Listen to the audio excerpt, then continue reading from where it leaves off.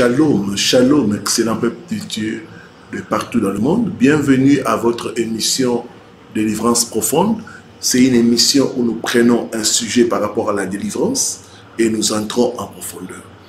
Alors, merci de liker, de commenter par des amens, c'est édifiant. Que Dieu te bénisse, homme de Dieu. J'ai été bien nourri. Gloire à Dieu. Des petits commentaires qui font vraiment du bien. Des fois, on a besoin des encouragements. Et quand on reçoit des feedbacks comme ça nous pousse à continuer. Likez, commentez et partagez. Et si vous n'êtes pas encore abonné à ma chaîne YouTube, faites-le.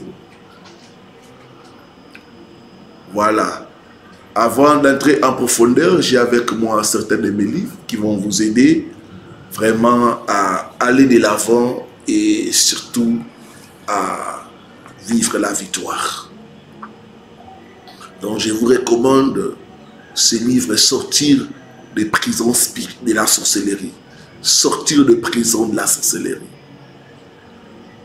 Et le thème est aussi abordé dans ce livre.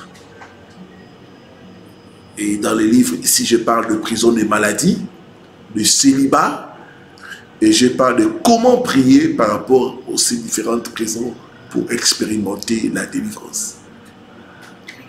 Et les autres livres qui sont avec moi sur les rêves. Voilà, nous allons prier pour commencer. Seigneur, c'est ta parole qui délivre. Envoie-nous ta parole. Que ta parole puisse chasser les ténèbres en nous.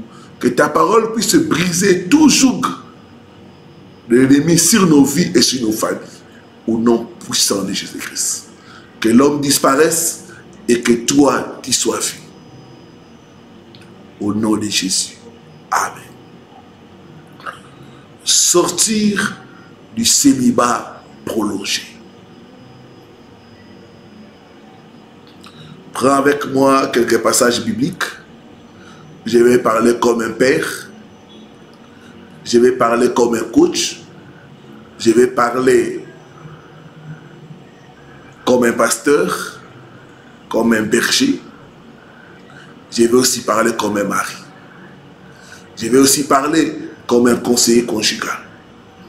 Comment sortir du célibat prolongé. 1 Corinthiens chapitre 7, le verset 32 à 33. C'est pourquoi je voudrais vous savoir libre de toute préoccupation. Celui qui n'est pas marié se préoccupe des intérêts du Seigneur. Son seul souci est de lui plaire. Celui qui est marié s'occupe des affaires de ce monde pour plaire à sa femme.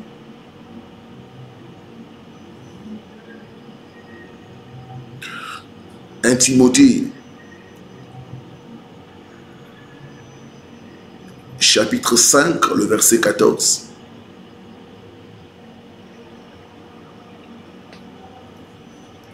C'est pourquoi je préfère nettement que les jeunes veuves se marient, qu'elles aient des enfants et tiennent bien leur ménage, afin de ne pas prêter le flanc aux critiques de nos adversaires.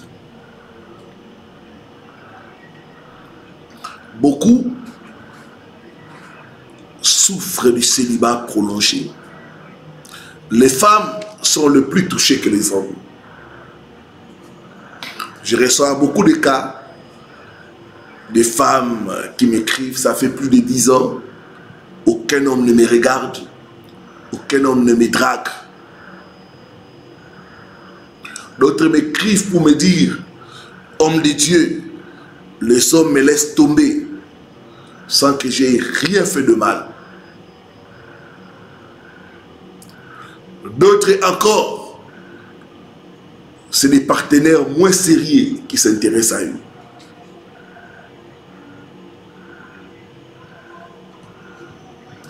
sortir du célibat prolongé. J'avais reçu le cas d'un frère, plus de 55 ans, quand il propose une femme en mariage, dès qu'il l'amène en famille, c'est son grand frère qui est son responsable. Quelque temps après, la femme n'est plus intéressée par rapport au mariage.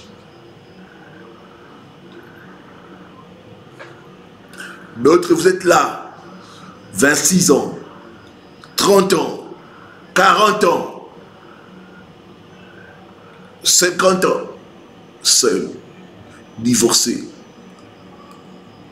veuf ou veuve. Comment faire? Comment sortir du célibat prolongé?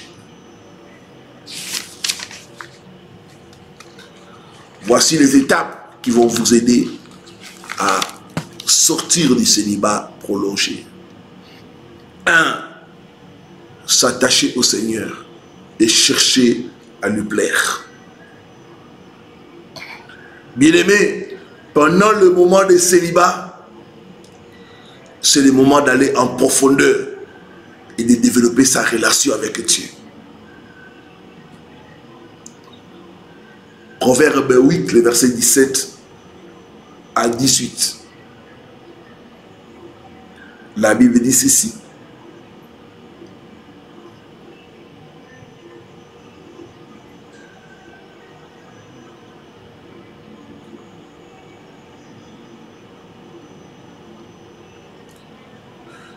Moi, j'aime ceux qui m'aiment, et ceux qui me cherchent ne manquent pas de me trouver. Frères célibataires, sœurs célibataires, cessez de chercher le mariage. Cherchez Dieu. Il dit, j'aime ceux qui m'aiment, ceux qui me cherchent me trouvent. Le verset 18, je suis accompagné de la richesse et de l'honneur, du bonheur et des biens durables. Avec Dieu, il y a le mariage. Si tu cherches Dieu, il va te donner le désir de ton cœur. Cherchez Dieu. Entrez en profondeur dans votre relation avec Dieu. Quand vous cherchez Dieu, vous serez revêtu de la présence de Dieu. Quand vous cherchez Dieu, vous allez devenir un avec le Seigneur. Quand vous cherchez Dieu, vous serez revêtu de la gloire de Dieu. Et les obstacles au mariage vont tomber au nom de Jésus.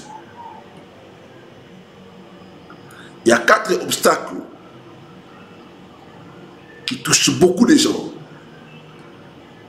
4 obstacles au mariage. Le premier obstacle, c'est les malédictions familiales. Il y a des familles où il n'y a pas de mariage. Il y a des familles où le mariage ne tient pas. Le mariage n'est ni stable, ni solide. Et c'est solde toujours par les divorces.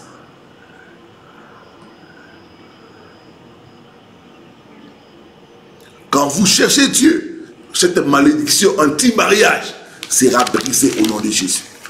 Quand vous cherchez Dieu, la malédiction anti-mariage va tomber d'elle-même au nom de Jésus.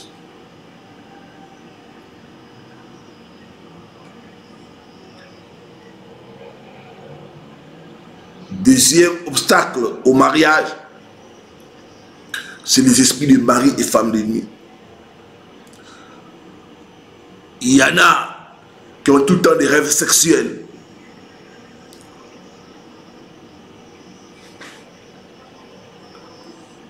Vous vous réveillez, vous êtes mouillé. Vous avez des couches de nuit.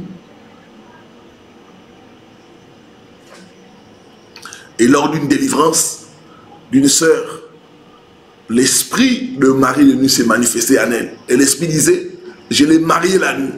C'est moi qui chasse les prétendants qui viennent la journée pour l'épouser.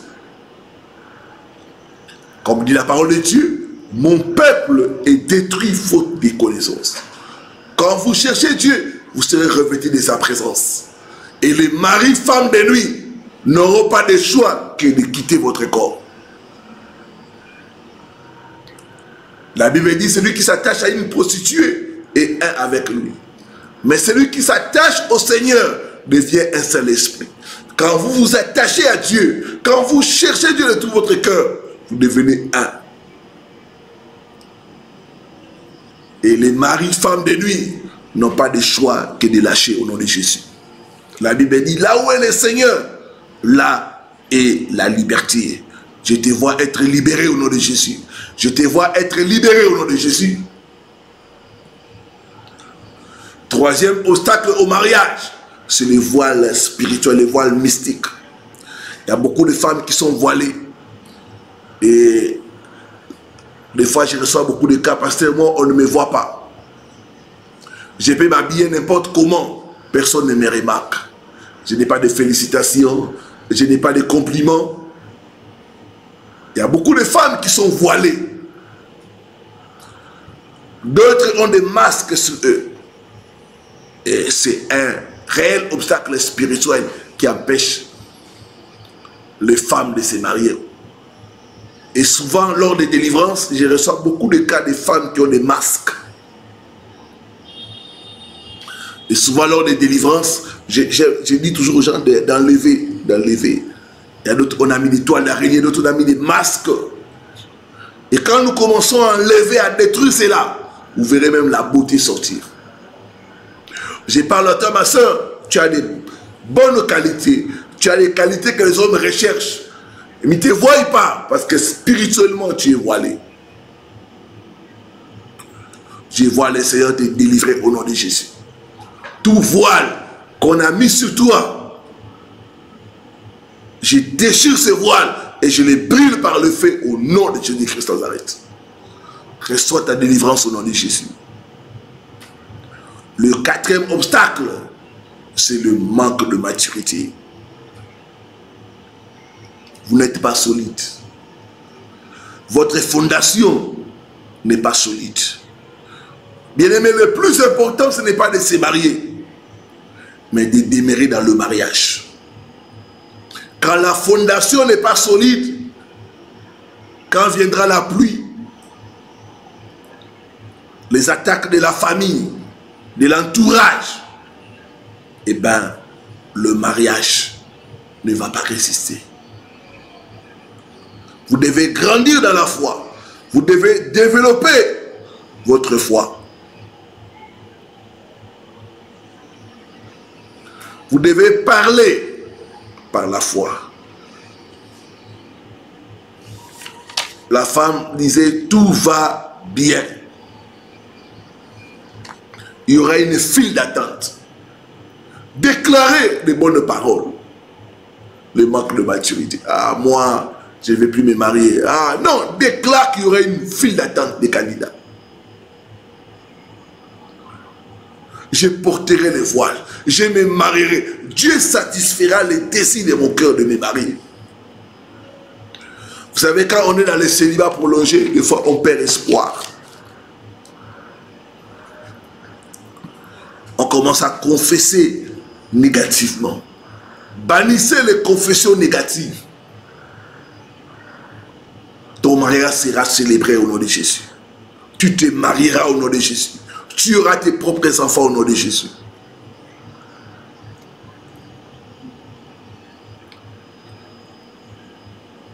Deuxièmement, faire attention aux critères.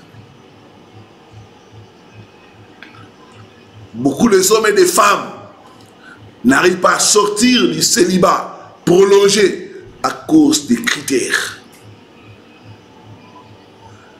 La liste des critères peut te faire rater l'homme ou la femme de ta vie. Et des fois, je parle aux sœurs, pasteur, moi, je désire des hommes grands, beaux, des hommes qui ont un tel niveau d'études, des hommes romantiques, le prince charmant n'existe que dans les films. Je vous dis la vérité, le prince charmant n'existe que dans les films. La princesse charmante n'existe que dans le film. Je donne un conseil aux célibataires, il faut plus privilégier les critères spirituels. Proverbe 31, verset 30, la Bible dit, la beauté est vaine, mais la femme qui craint l'Éternel sera honorée. Privilégiez les critères spirituels au lieu des critères physiques. La beauté est vaine. Mais c'est la femme qui craint l'Éternel qui sera honorée.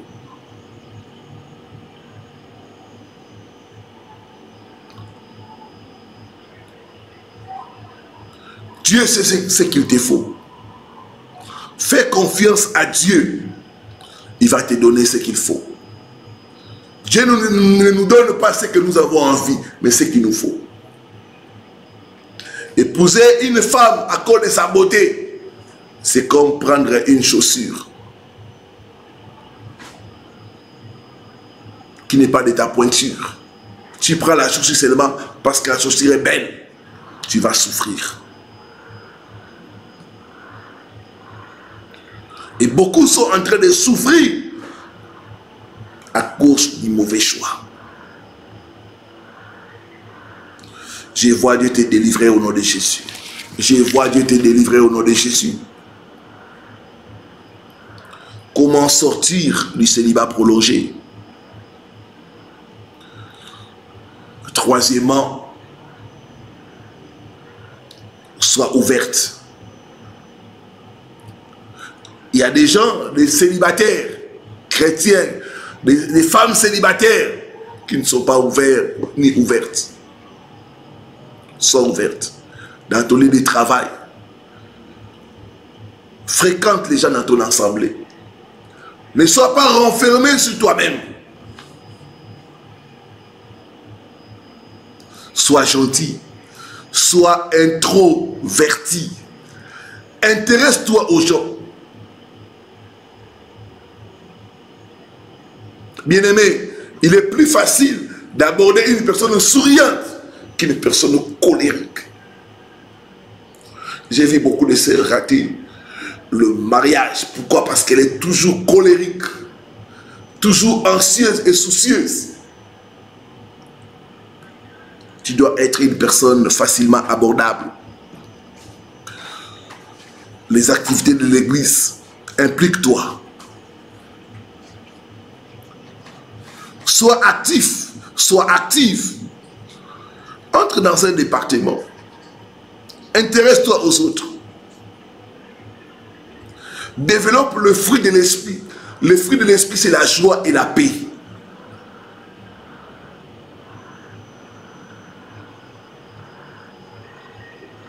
Sois gentil avec tout le monde, car tu ne sais pas d'où proviendra ton futur partenaire.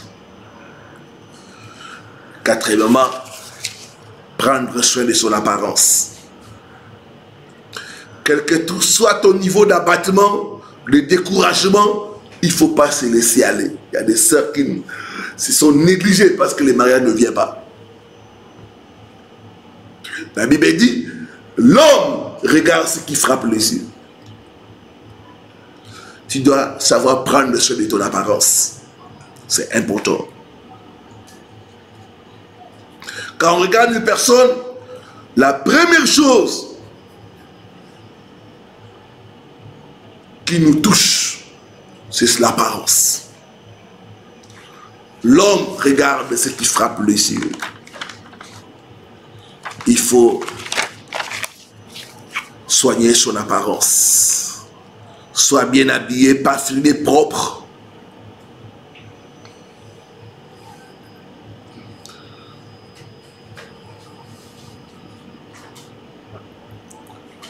Habille-toi comme recommande la parole de Dieu. La Bible dit les femmes doivent s'habiller d'une façon décente, avec pudeur et modestie. Ne t'habille pas comme une personne légère.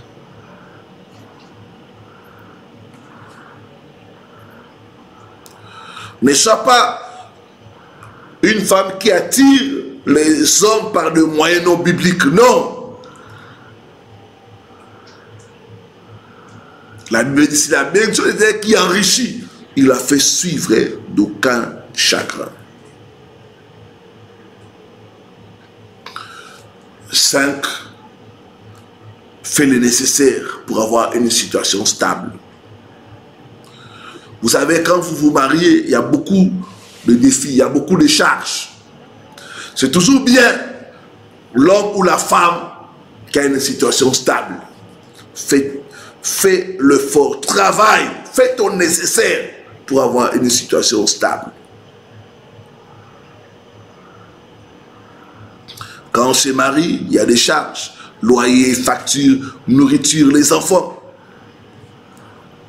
C'est rassurant quand on épouse quelqu'un qui peut vous épauler, qui peut contribuer et qu'ensemble, vous puissiez bien gérer le foyer. Les hommes doivent être responsables. La Bible dit, mets ton champ en état et puis tu bâtiras ta maison. C'est toujours bon pour l'homme et la femme d'avoir une situation professionnelle stable avant de s'engager dans le mariage. Il y a des défis financiers dans le mariage.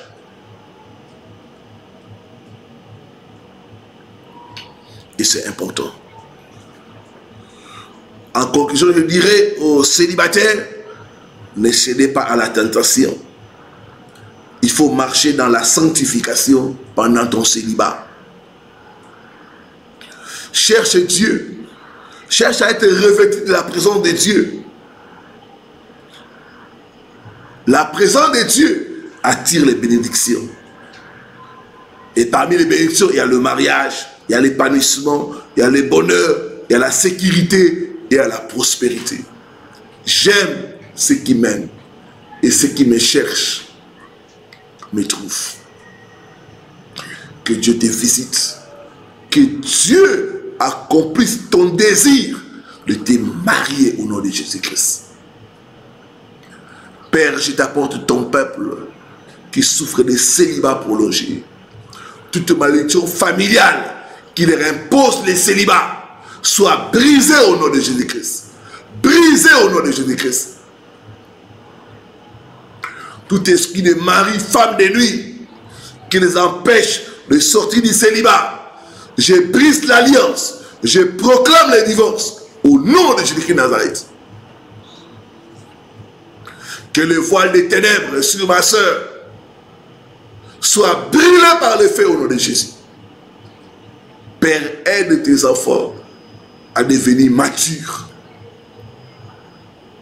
Aide tes enfants à soigner leur apparence. Aide tes enfants, Seigneur, à travailler spirituellement sur eux et avoir des situations financières stables.